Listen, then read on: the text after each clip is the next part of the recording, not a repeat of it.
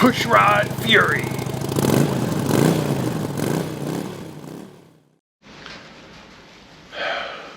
Questionable sweatshirt Fury here. All right, today is frustration day. So we saw the big pickup of the 1970, and it's amazing because it's titled as a 69. The manufacture date is October 1969, and I didn't think this was rocket science. That's a 1970 Triumph. So thank you for making my life complicated. Whoever registered this wrong. Anyway, it's a 1970. But the front brake light doesn't work, and the rear brake light was questionable. But we fixed that just by some contact cleaner on that back brake switch. So let's take a peek. All right, so we're going to turn the ignition on. No, and it still sticks. Look at that. So I still gotta do something with that. Maybe some dielectric grease. Is it staying on? It's getting caught up in there. I don't want my brake light to stay on. So, all right, that's, oops. Yeah, see, it needs to go off. It's go on and off, on and off, but it's not doing it. So,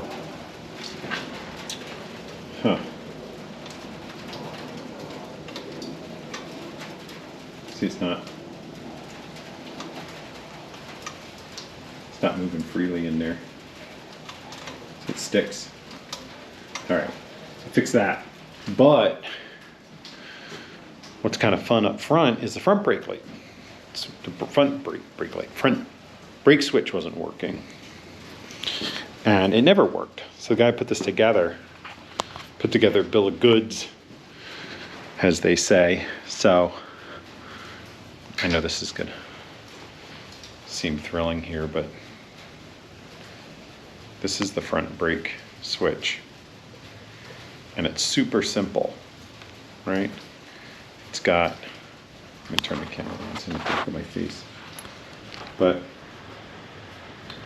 right, these are the two contacts, and you need to close that circuit right there. And to do that, this is the switch side. You see that black kind of rubber thing in there?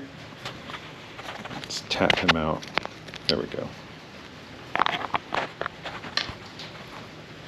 So what we have is this guy, and those, let's see if we can line it all up. So those two leads go into those little pockets, and the rubber keeps them like a smidge apart. And so if you put this together like this, and you pull the brake lever, it puts tension on the cable, right? So it compresses this. The problem is, it's, you know, I think wasn't made properly. And so that rubber is preventing those leads from touching this backing plate. So it'll never close the circuit. So that's what we're going to work on, is getting that to go. And I just don't have enough hands to do this and video it. So I'm going to get in there. It's just a smidge off. I'm going to get in there with like a little razor blade or something and see if I can get it to make contact under pressure. But the problem is, of course, you don't want it to touch, you know, while you're just riding down the road and freak people out. So that's what I'm going to do. I'm going to clean this up, and the success story will be getting continuity, and then I'll reinstall everything. But hopefully you can see what I'm talking about. First thing I want to do is just clean the ends of these, just in case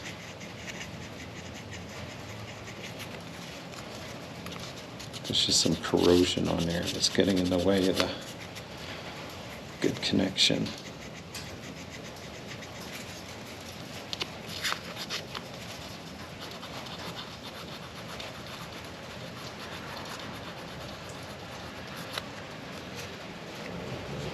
works a little better.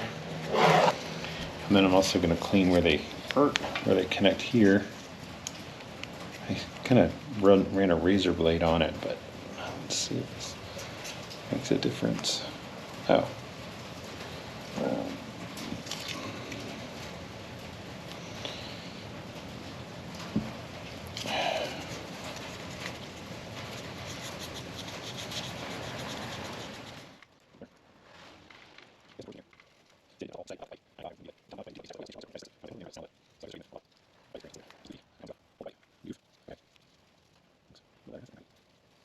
Okay, let's see if that does anything for us.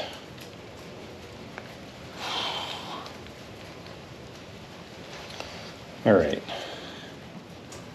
So we've got the shiny bits, boop, like that. We got this guy like that.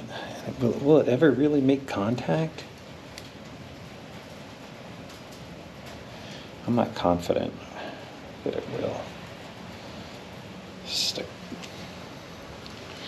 crappy little brake switch.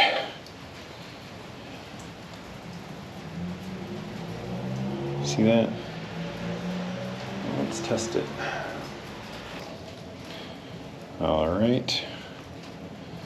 This is sort of a pain. So let's see. If I hold it like that. I really need alligator clips on this.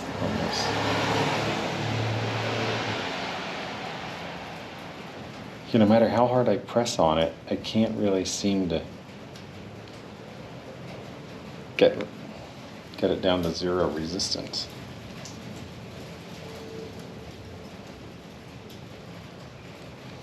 And not having alligator clips is a giant pain. No, so we're going to clean that up. So what I'm going to do is kind of carve out this rubber a little bit better. See that? That's the problem. You carve that out a little better. What a piece of crap.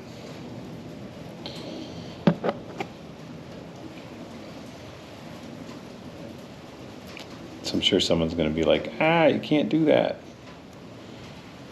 But it ain't working the way it is, so. Of course, I'm cutting towards my own flesh, which is a terrible idea. Let's see if we can get this under control a little bit better. There we go.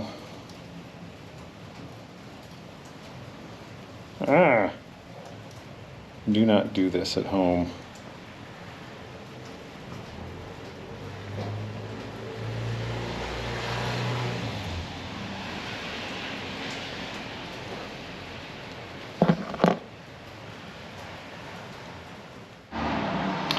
All right, so essentially, this is what I ended up with.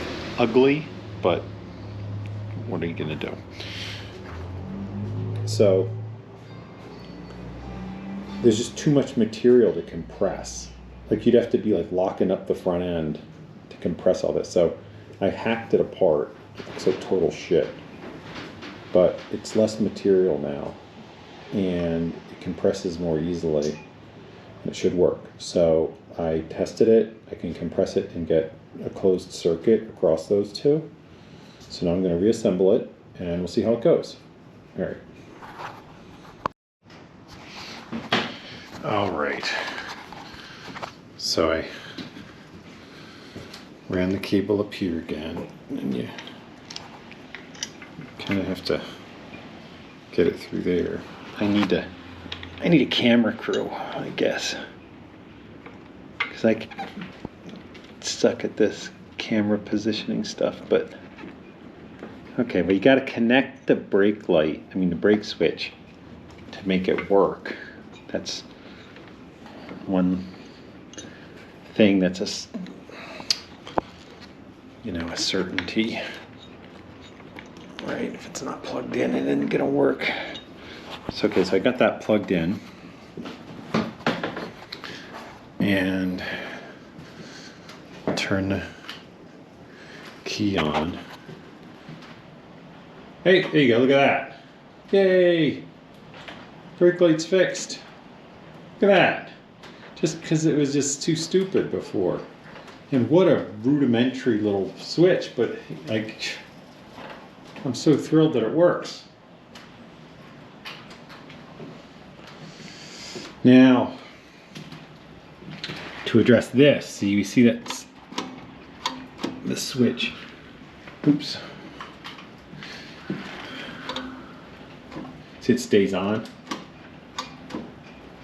And I really don't want it to, there's something going on there, so it wants to, it's getting caught.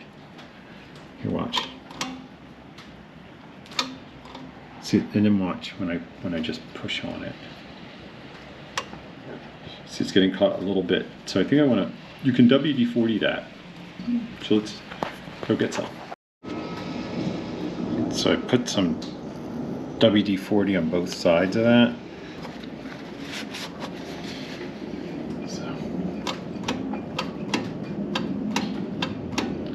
See if that helps.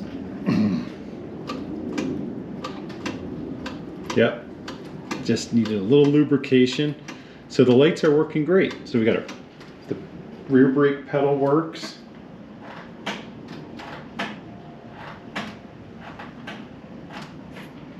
Front brake light switch works. That's excellent news. Very nice. Okay, well, that wraps it up for today. We have working brake lights from the front and rear on the 1970 Triumph T120R. So thanks for tuning in. Don't know if this is helpful or not, but those little front brake switches and the rear for that matter can get tricky. So anyway, that's my little fix for today.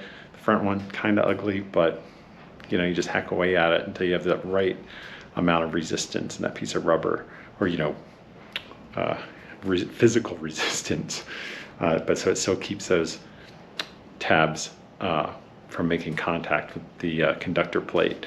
And so we found just the right balance. Okay, thanks again. See y'all.